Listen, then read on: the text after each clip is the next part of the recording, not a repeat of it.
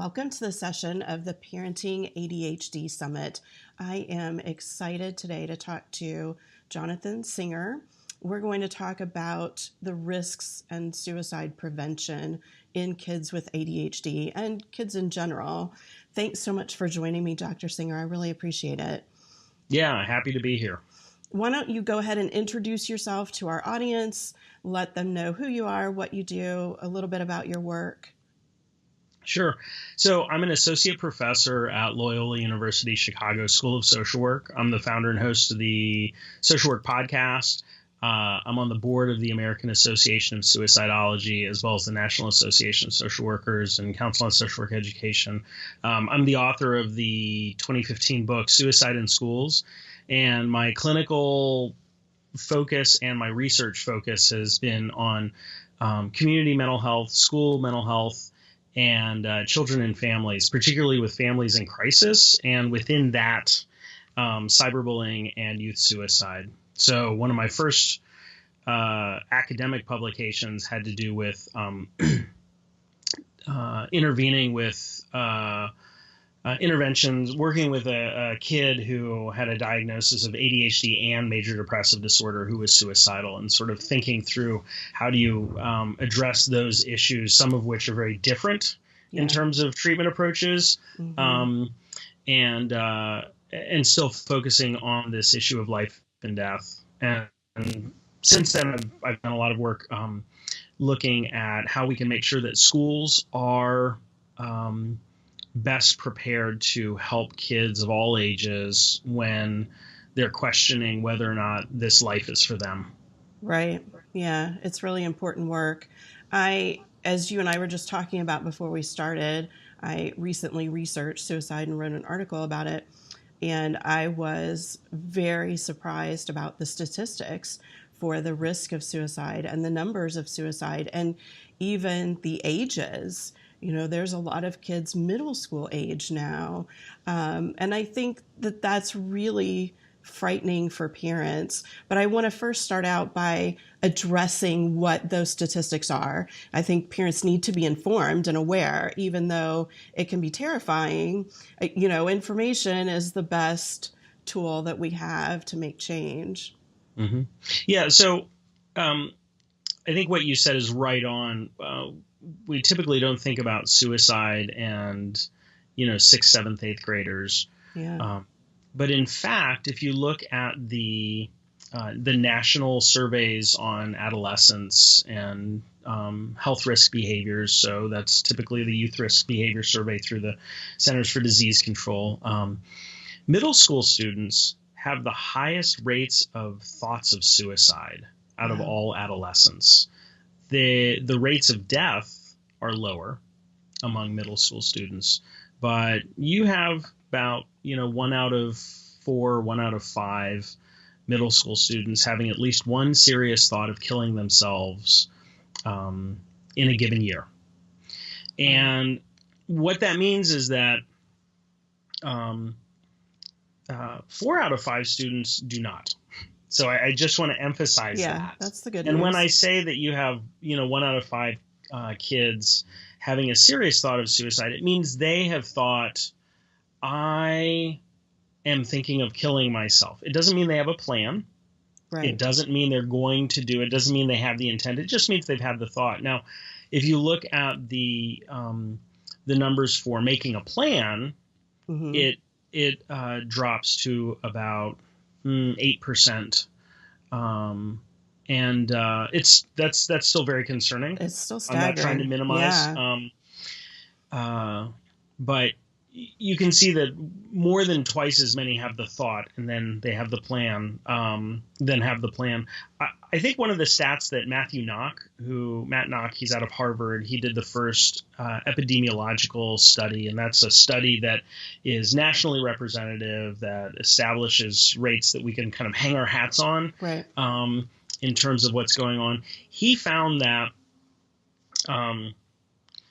over a person's lifetime, if you think of the sort of 0 to 18, about 12% of people reported having at least one serious thought of suicide. Wow. 4% made a plan, and 4% made an attempt. So I'm throwing this out because you'll hear different stats, and a lot of the stats that we talk about are past year, and then you have other stats that are lifetime. I think for me, the important thing is that you always have more kids that are thinking about it than plan on it, and that you have far more kids planning than making attempts. Right. And attempting oftentimes means having access to the means. Right. Which is a really important thing, especially when we're talking about impulsivity. Mm-hmm. Yeah.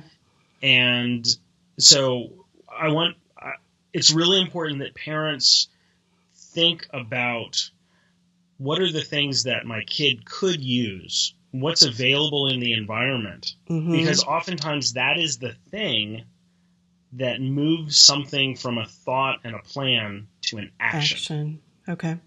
Yeah, that makes sense. And I wanted to ask you, so does an adolescent or a child have to be depressed or have depression in order to have suicidal thoughts?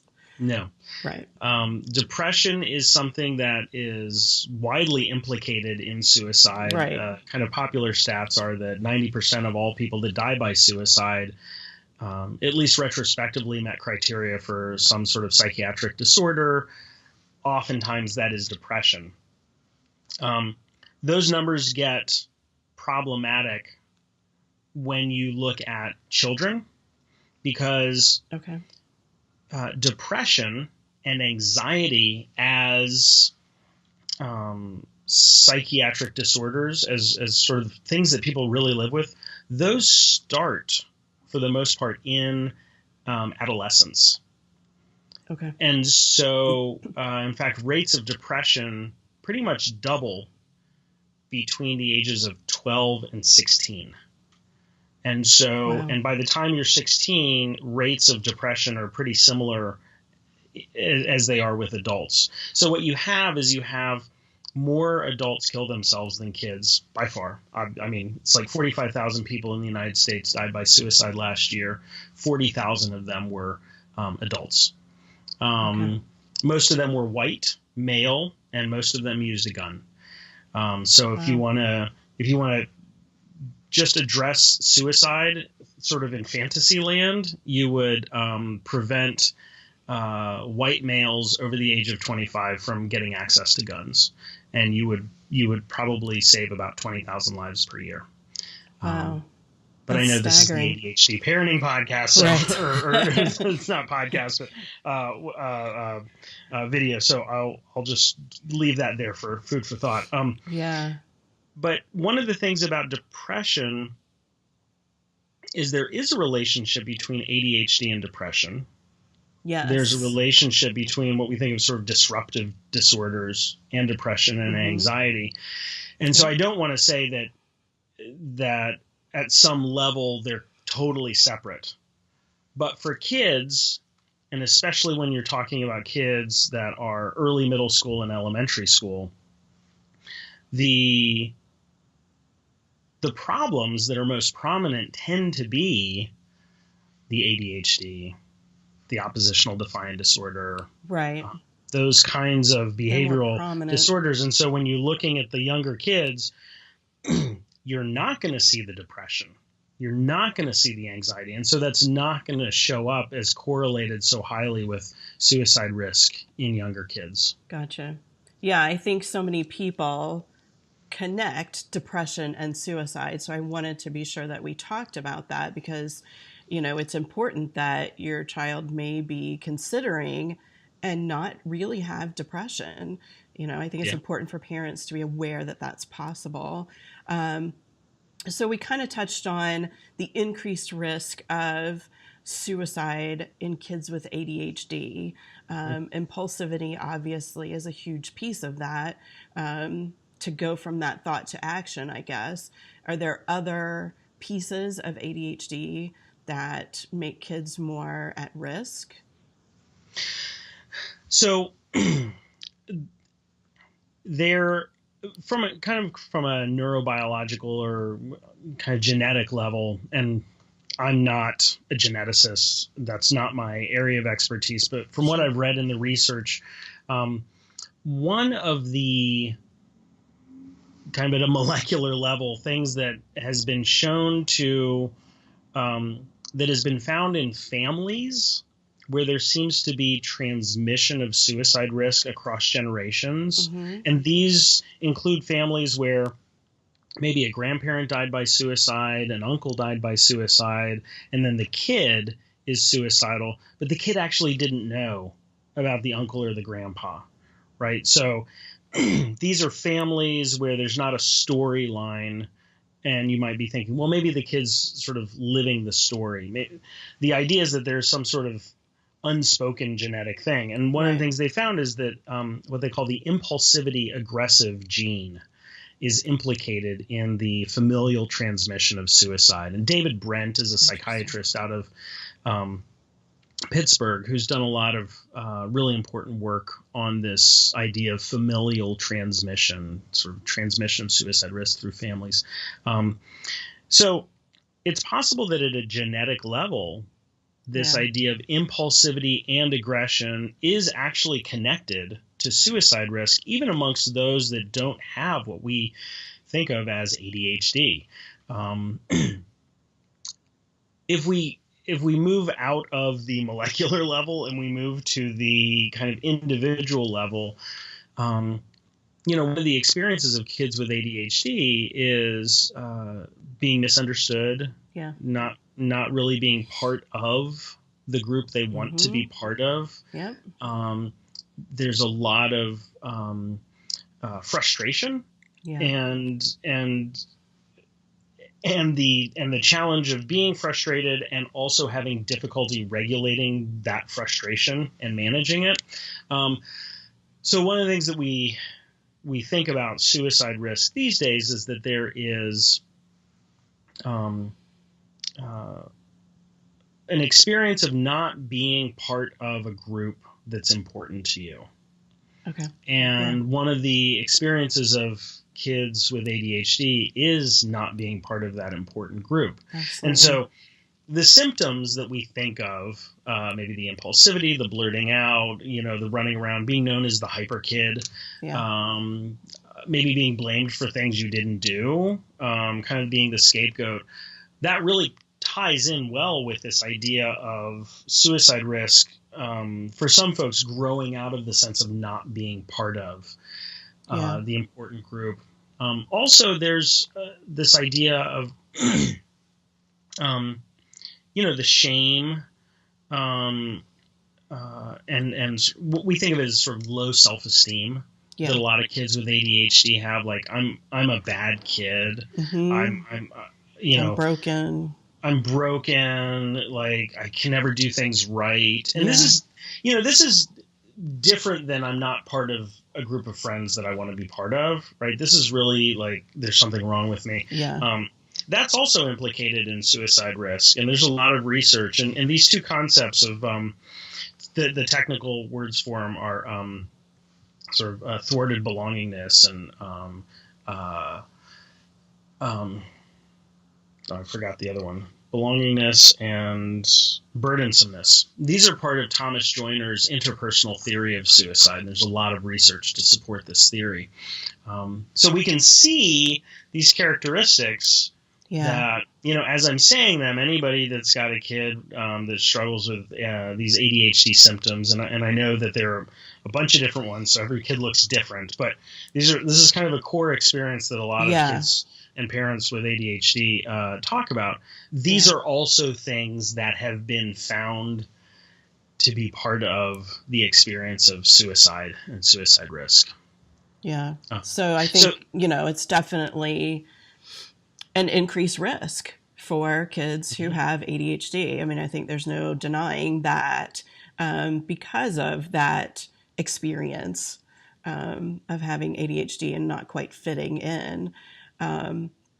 So let's talk a little bit about, I think, warning signs for parents.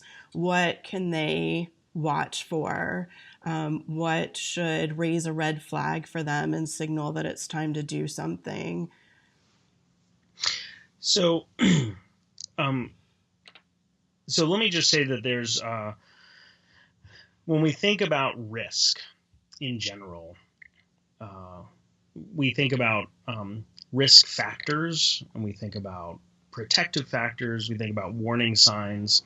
I think it's really important to distinguish risk factors as they're generally talked about from warning signs. Okay. So risk factors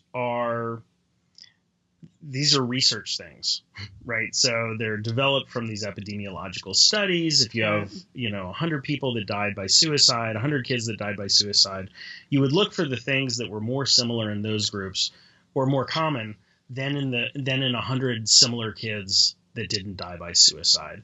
And so what you see is the risk factors for suicide include things that nobody has control over, like age, right? The older you get, the greater the risk. Race, ethnicity, right? So Native American youth have the highest suicide risk. Wow. Followed by generically white youth, and then Asian, and then African American. But if you look within the subset, Hispanic, non-Hispanic, or Hispanic, white, Hispanic, non-white, you see that Latina adolescents are at a much higher suicide risk than even white female adolescents. And so there's a lot of details in there. Access to weapons, all these sorts of things. But any one kid, like the kid that's in front of you, they might have all of those risk factors, but not be at risk for suicide. Sure. So when parents see these lists online and they say, oh my God, these are risk factors for suicide, my kid has like 7 of those. It's not the same thing as like an ADHD checklist, right? Right. Because you're actually checking those things off for your kid, and that actually means something for your kid. These things don't necessarily mean things for your kids. What does mean something for your kid are the warning signs. And the easy way to think about this is like, what are the risk factors for heart disease, right? Okay. High cholesterol, sedentary lifestyle, et cetera, et cetera. But the warning signs for a heart attack are not high cholesterol, right? Gotcha. It's like shortness of breath, pain in the chest. And so what I'm about to talk about are warning signs for suicide. And these are things that if you hear them, then you go on high alert. The first one is very obvious. Somebody says something that indicates that they're thinking about killing themselves. Yeah. And for kids, this isn't always using the word suicide or kill. Sometimes this is saying things like, well, it doesn't matter because I'm not going to be here on Monday. And you're like, oh, well, where are you going to be? Mm-hmm. Dead. How are you going to die? I'm going to walk in front of a car. Okay, so then you've just sort of walked this 7-year-old through their thought process. You've identified that they're thinking about death, that they have a plan, and that they're planning on doing it themselves. That would qualify as a kid with suicidal ideation, intent, and plan, right? So making statements is important. Oh, now let me just say really quickly, I know there's some parents that will say, well, my kid has blurted out, I'm going to kill myself. I have 6-year-old twin boys and a 10-year-old daughter. One of my 6-year-old boys has probably half a dozen times said, well, I'm just going to kill myself. Now, in our family, they know that I work with suicide, right? And so this word gets thrown out a lot. And so we've had conversations. And I know that he says that to get a rise out of us. Right. He's not thinking about killing himself. Now, how do I know? I know because he doesn't talk about wanting to be dead. He doesn't talk about wanting to not be around for the birthday party this weekend. He doesn't. There's none of that stuff, right? So I know that he's using that to get a rise out of me. If I was working with a kid, or if I had a kid that said, that was sort of angry or irritable. Their mood had changed recently, and they were saying, I just want to die. I would want to find out, do you want to die or do you want to be happy? Because this is an important distinction that we need to make with kids, and it's a very valuable piece of education that you can do with kids on the spot. And basically what you do is you say, do you want to die? And by that I mean, do you want to go away, not be around for the vacations, the movies, the trips, all the fun stuff, as well as the stuff that nobody likes, like taking baths and getting ready for school and all those sorts of things. Or do you want to be around for the fun stuff, but try and figure out how to actually enjoy it or not be punished so you can actually be there for those things, right? If you want to die, be honest with me, because as an adult, one of the things that's my responsibility is to make sure that you are safe and that you stick around long enough to find the things that make you want to stick around. And they might not be obvious this weekend, but next weekend they might show up, right?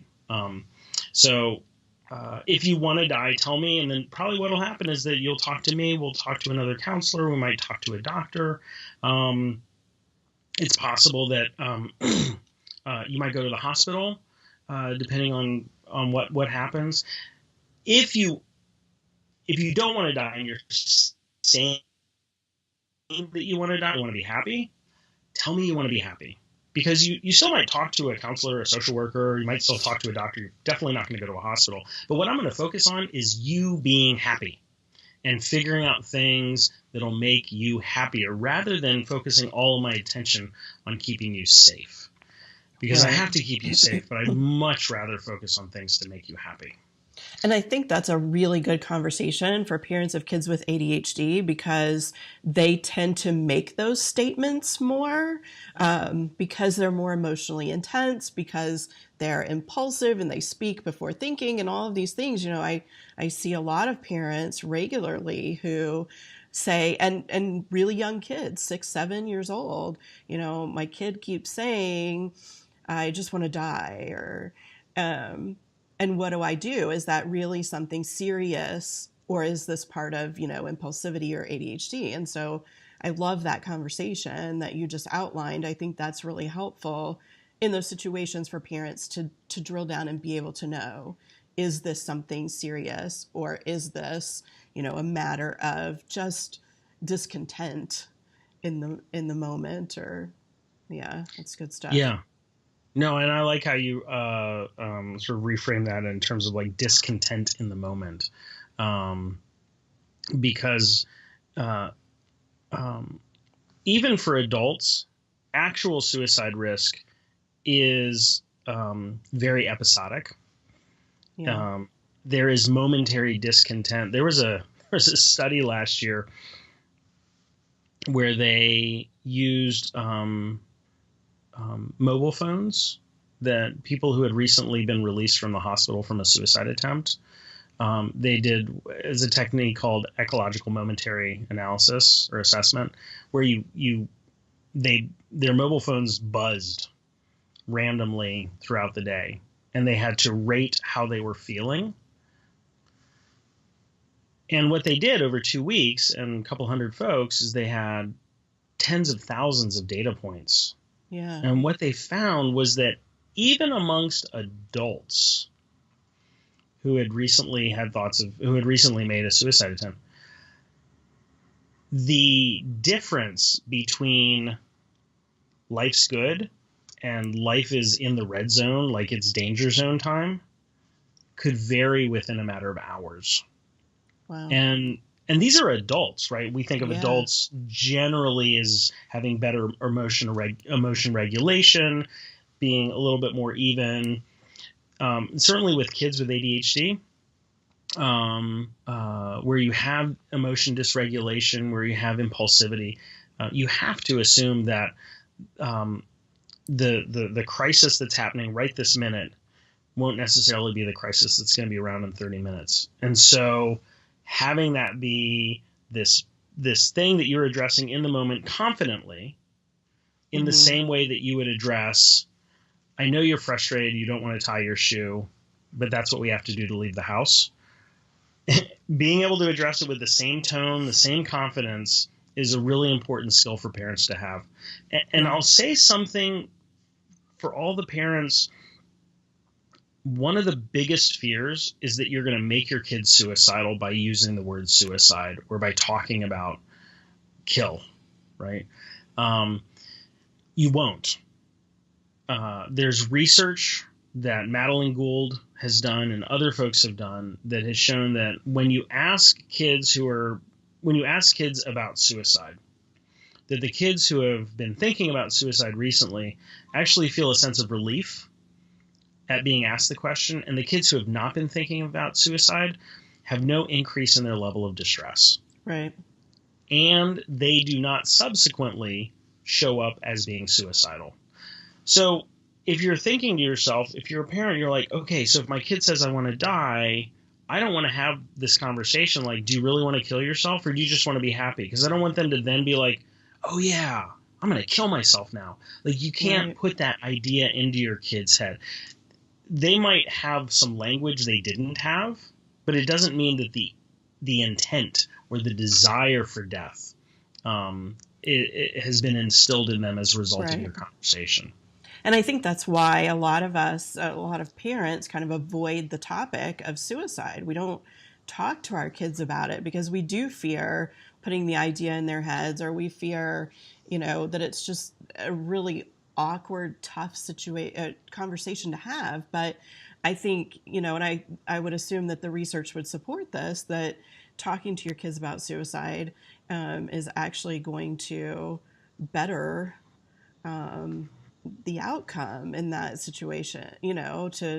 to be more open about it, because I think then you're opening that line of communication if your child is thinking about it, because you've Yes. had conversations. Now they know that they can have that conversation with you. Does that guarantee they will? I'm sure it doesn't, but you're keeping that door open, that I think is really, really important to keep open.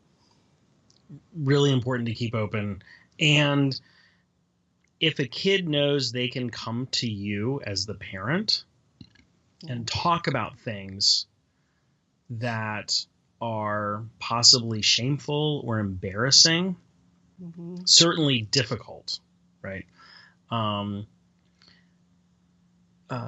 Then you have given them a gift that will last their entire life, because they now recognize that the most important emotional connection in their life, which is their parents, even when they don't like their parents, is a safe space, Yeah. is a place that they can get their needs met. And this means that when they're adolescents and young adults and they get into intimate relationships, they will be able to think about those people as places where they can get their emotional needs met, rather than Right. turning to drugs and alcohol or going outside of the relationship for sex or whatever it ends up being. And then long term, especially for men, there's this idea, yes, it is important to have people in my life that I can connect to, that I can have Absolutely. a deep personal relationship with.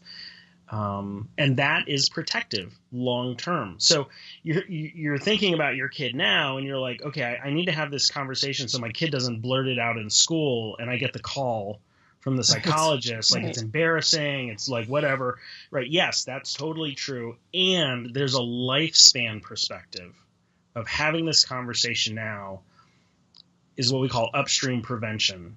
It could possibly prevent your 70-year-old kid from killing himself down the line. Yeah. And I think, that's the start of prevention, right? Of suicide Yeah. prevention, is having that line of communication open. I read a study a couple of years ago about happiness and friendships, and Mm-hmm. they found that people are happiest when they have that emotional connection with someone, not when they have 20 or 30 friends. So it's not the number of friends you have, it's that connection that brings you joy. And so that ties into what you were just saying, that having these conversations, really opens the door to a lot of things. Yes, it Yeah. absolutely does. So back on warning signs, we talked about the first one, which was saying something that Hmm. might signal. What are other warning signs that parents can look for? Yeah, so other warning signs include um, changes in sleep. So if you have a kid, and I know for some kids with ADHD, they don't sleep very much anyway. Yeah. Common complaint. Yeah, for sure. um, but if you find that your kid is um,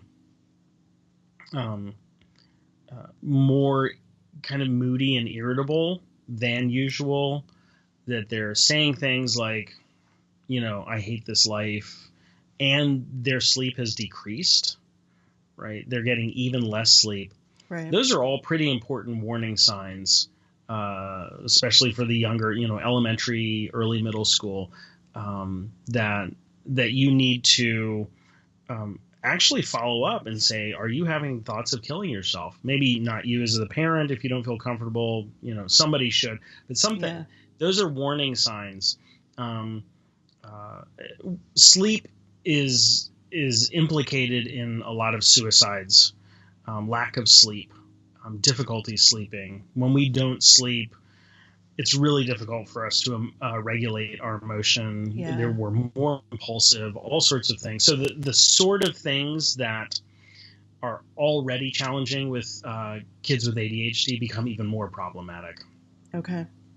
Good to know. Any other warning signs?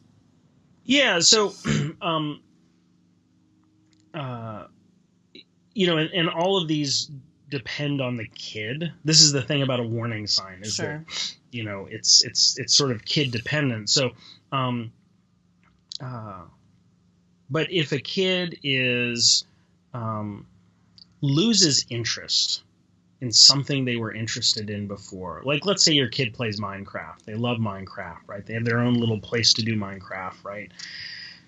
And suddenly they're like, I don't like it anymore. And it doesn't seem to be just like a weekend. Like they've just lost interest in it, and there's nothing else that is uh, capturing their attention or their Right. interest. Like they haven't shifted to something else. Um, that can also be a warning sign when taken in combination with making statements, poor sleep, increased irritability. Right. So any one of these things in and of themselves, other than making the statement, Right. isn't necessarily a warning sign for suicide, right? You can have kids that lose interest. You can have kids that have a bad night's sleep. But if these things are going on for a while and they're together, Mm-hmm. those are definitely things that I would look up. Yeah, then it's time to explore it further. I think, Absolutely. right? It's that time where the flag goes up and you say, okay, this Hmm. may be nothing, but I should look deeper, right? Absolutely. Okay. Yeah. Yeah. And you should do Yeah. it as soon as possible Yeah. because it's the warning sign. It's not the risk factor.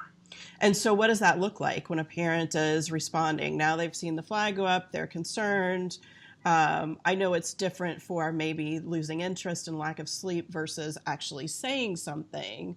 Um, but, what I think then, parents need to know what's the next step in those different situations. Who can they call on? Who can they go see? What do they do? Yeah. So I think that if they have a good relationship with somebody at school, which isn't always the case, right? Sometimes there's a pretty contentious relationship Yeah. with the school. But if you have a good relationship with somebody at the school, you could call up the school counselor, school social worker, and say, "Hey, I've noticed these things at home. Have you noticed them at school? Um, I saw this webinar, and they said that we should ask about these things. Is that something you can do for me?" And hopefully, the school professional will be like, yeah, I'm trained in this. I know how to do this. I'm happy to do this. If they don't have somebody that they can do, if there's not a school person, if they can go to their primary care provider, right? And Yeah. sometimes the doctor can ask questions because they're the doctor. And Right. doctors are always invading our personal space, and we know that from an early age. And so it's kind of part of what they do. So, Yeah. and doctors, primary care providers are trained to ask about suicide risk. It's part of standard protocol. So Yeah. you could do that. If you're going to do it with your kid yourself, run through it in your mind first. Be prepared for the answers that you might not want to hear. Like, Yeah. well, yeah, actually I have. And I'm sorry. And you're like, no, you don't have to apologize. Like, I'm glad that you're telling me, or whatever it ends up being. But I would always recommend, especially when you're talking about 7, 8, 9, 10,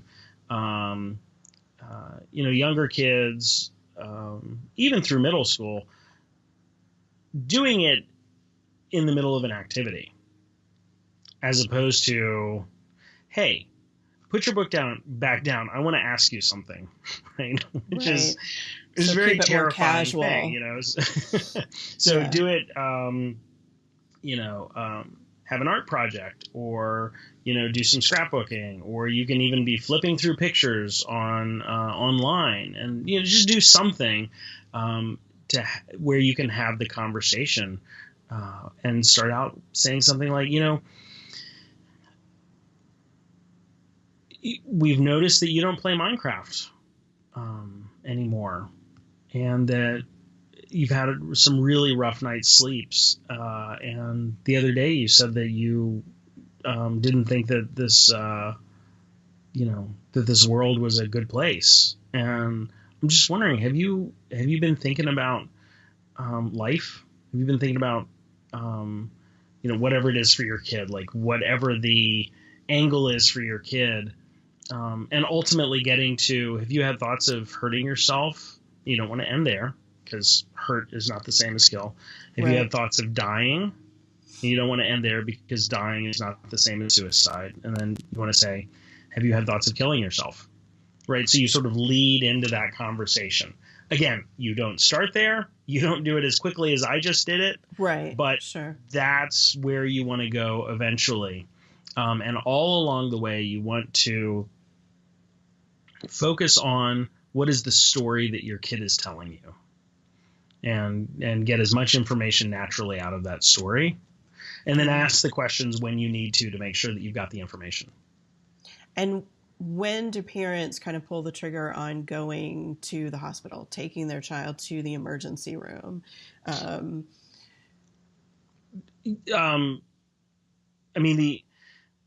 So hospitals and emergency departments, in general, not great places to go with suicidal kids. There are some folks that live, particularly in rural areas, where it's possible that the emergency department is the only nearby place where you can get a suicide risk assessment. So I don't want to say never go. But if you have private insurance, and you can look on the back of your insurance card and call that 1-800 number, and you say, hey, my kid's been talking about killing himself. I'd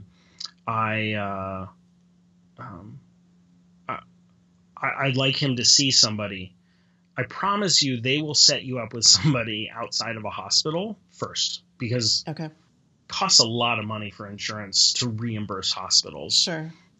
So they will support you in that. The general rule of thumb for hospitalization is that somebody has determined that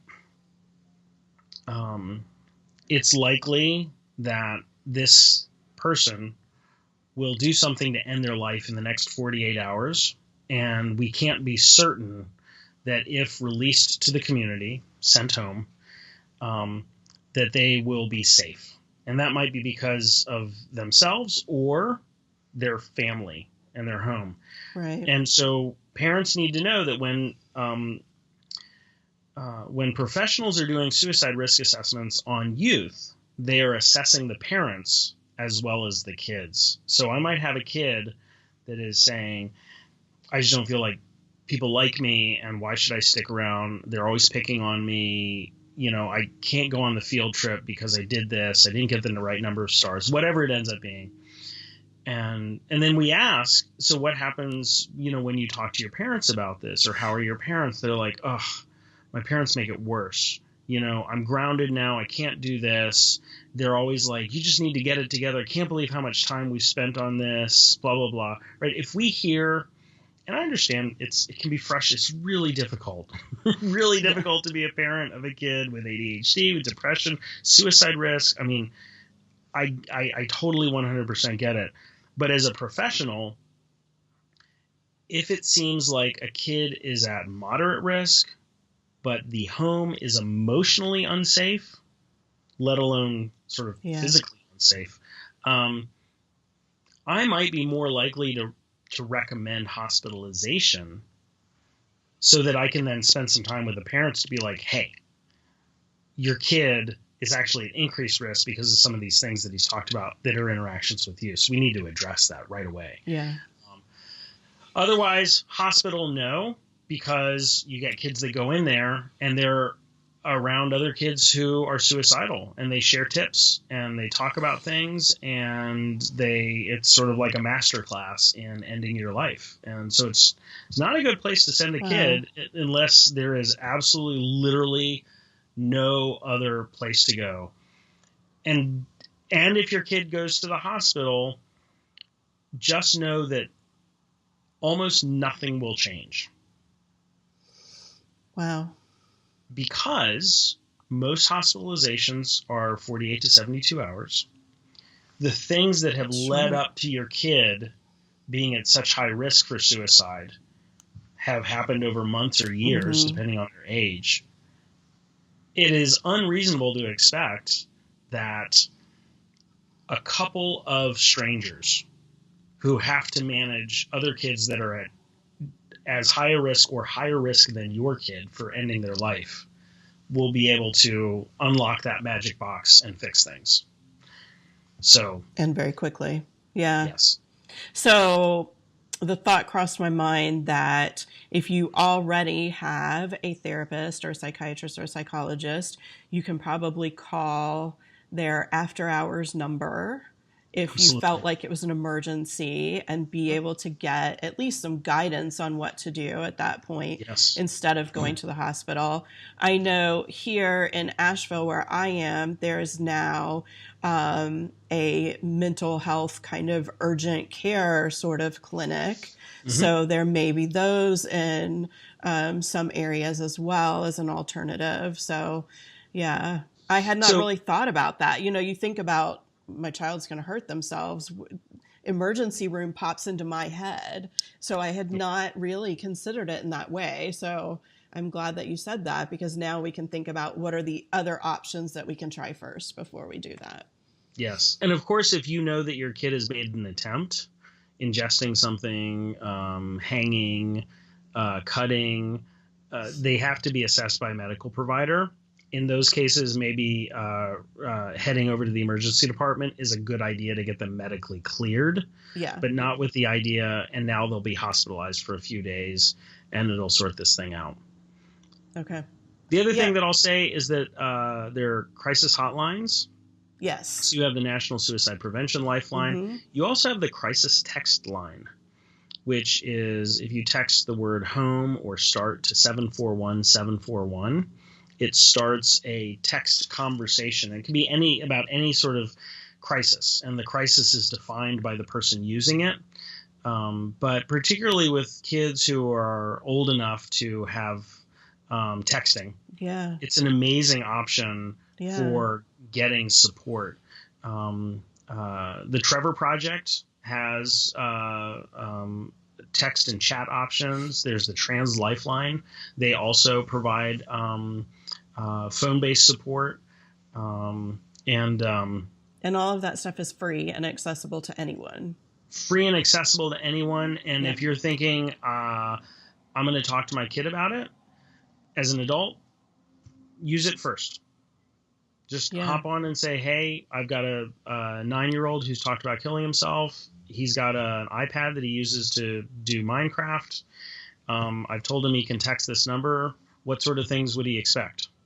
Right? And they'll be Awesome. like, hey, thanks for reaching out in advance. Yeah. This is what we do. Because crisis lines are increasingly acknowledging that prevention is actually part of their function.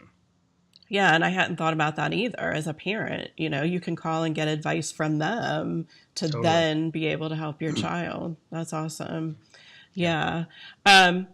Real quickly, I do want to make sure that we talk about when your child has had someone around them who has died by suicide, what that conversation should look like. I think that, you know, again, our kids with ADHD are usually more sensitive, more intense emotionally. You know, they really internalize some things like that. So, you know, I think it's extra important to talk about it. But what, you know, how would you recommend that conversation kind of go? You know, first of all, I think it's always important to acknowledge that people have different understandings of what death means and what happens after people die. Okay. That said, it's better to be 100% honest that A, there was a death, and B, that the death was suicide, than to say the person went away, the person got sick, we don't know. And the reason why is because, you know, kids with ADHD are typically smart kids whose brains make lots of associations really quickly. And it's one of the things that can be challenging, is to kind of slow that down. And so you might say something and they're like, ding, ding, ding, ding, ding, this doesn't make any sense. Right? And they get that really quickly, but because of the difficulty verbalizing it, because of the mix-up, sort of the way that the emotions are being regulated or dysregulated, it can be hard for them to say, hey, something doesn't quite make sense about what you told me. Can we slow this down a little bit and talk about it? Instead, you might just see a reaction, and you might think, oh my God, they're so upset now, we can't talk about this. But in fact, they're like, well, wait, they said that he got sick, but he's never been sick. I don't understand. Like, so be honest about that. Kids understand the idea of suicide as a concept better than they understand the concept of death. Interesting. Because kids are egocentric. They're like, oh, I do things to myself. It makes sense that I would do something to myself rather than he died. Right? As adults, we're like, oh, well, people die. That's what they do. But that's really random. That is a totally abstract concept. Yeah. But if you said he ended his own life, that's actually more concrete. Yeah. That's actually, that makes more sense to a 7-year-old. And they don't have all of the baggage associated with it. They don't know that for hundreds and thousands of years, people have said that's bad, that's wrong, you know, at least in dominant Western moral traditions. So they don't know that. So they don't put that on there. They're like, oh, okay, so he killed himself. Now, once they know that, then you can address the grief and the sadness that might be associated with that. But as parents, it's really important to check your own biases, judgments, and assumptions. Yeah. Because if Aunt Mary died of breast cancer, right, you would say she died. We're sad that she's not here. It was really hard for her for a long time. And then whatever other frame you might put on it for religious reasons or whatever. But we will always remember the good times with her. Like nobody would be like, I can't believe you would say that. Right. It's like, well, of course you would say that. You're like, right. I can't believe you would talk to a kid like that about breast cancer. You're like, why? right? So a Yeah. similar thing, like Aunt Mary, she struggled a lot at the end. We loved her so much. She died. How did she die? Well, she killed herself. Why? There are just some questions that we just don't know the answer to, which is probably true, Yeah. right? I Yeah. mean, you have some hypothesis, but you really don't know. You're like, well, we don't know, but what we do know is that we miss her a lot, and we know how hard it is when people that we love are not in our lives, et cetera, et cetera. So you have those conversations. And then you're like, how do you feel about it? Do you want to draw a picture? Right? Is there something we can do as a family, to honor Aunt Mary or whatever it ends up being, right? So you Right. can ritualize it, you can memorialize it, and then acknowledge it as you would any other death. Okay. But don't shy away from it because it's a suicide, because that is a judgment that adults put on it, not kids. Yeah. And that comes back to having that conversation and opening that door Mhm. to for your child later if they happen to be in that area. I had read that we should be careful not to use the term committed suicide. Mhm. Do you want to talk about that for a minute? Why that Yeah. is? Yeah. So committed suicide is one of these terms. When you talk to folks who have lost loved ones to suicide, or even those who have who've survived their own suicide attempt, that the term committed, because of its association with like committing murder or being committed to a psychiatric institution, there's a negative connotation to commit suicide. Um, it's actually more clear to just say died or died Mm-hmm. by suicide. Yeah. Um, some people use the word suicided. Personally, that just sounds weird to me. But Never heard it. um, uh, in any case where you find yourself wanting to say he committed suicide, just say he died by suicide Yeah. or he died, right? Which is the thing that we mostly want to focus on, is that there's a death and there's a loss for us. Right. Right.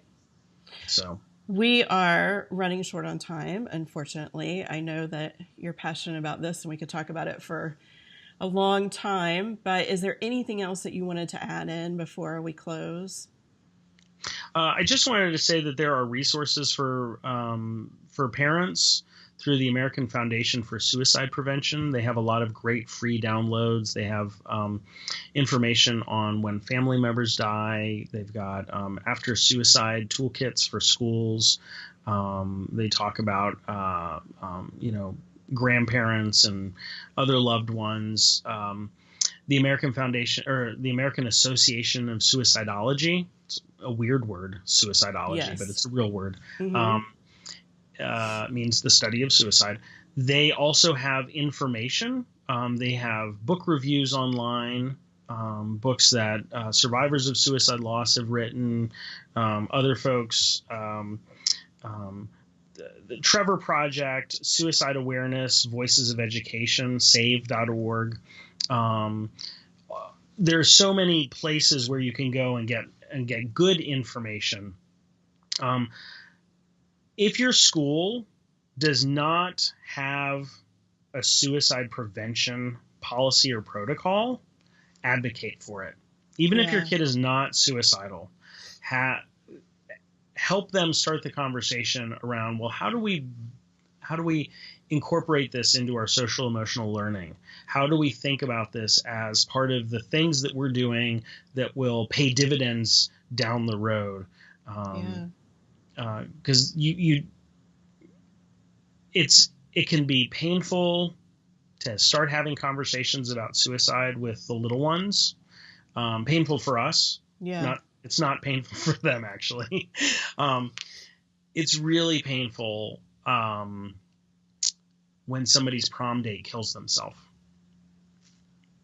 It's really painful when they walk into class and there's that empty desk Yeah. and they're like, this is so weird, I don't know if I can handle this. Like, it's really painful when that happens. And so as much upstream prevention as we can do, the more likely we are to reduce suicide deaths in high school, and I'm convinced suicide deaths later on. Yeah. It's important work for sure.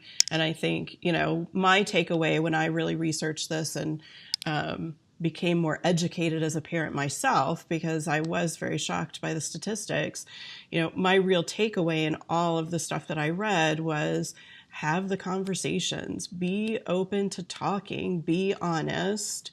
And that is going to start prevention and, be really, I think, one of the most important pieces of it. Yeah. Absolutely. So every resource that we have talked about, those who are watching can look below the video. They will find links. I will link up everything for them, as well as where they can find you, your book, your work, and be able to connect if they would like to do that as well. So with that, we'll close. I really appreciate your time and sharing your expertise. It's been a great conversation. I think parents are really going to walk away with some really valuable information to support their kids. So I appreciate your time, and hopefully we can chat again in the future sometime. Yeah, well, thanks for inviting me. I really appreciate you doing this, and I'm glad to have the opportunity to talk about this. Thank you so much. Thank you. With that, we'll close the session. Great.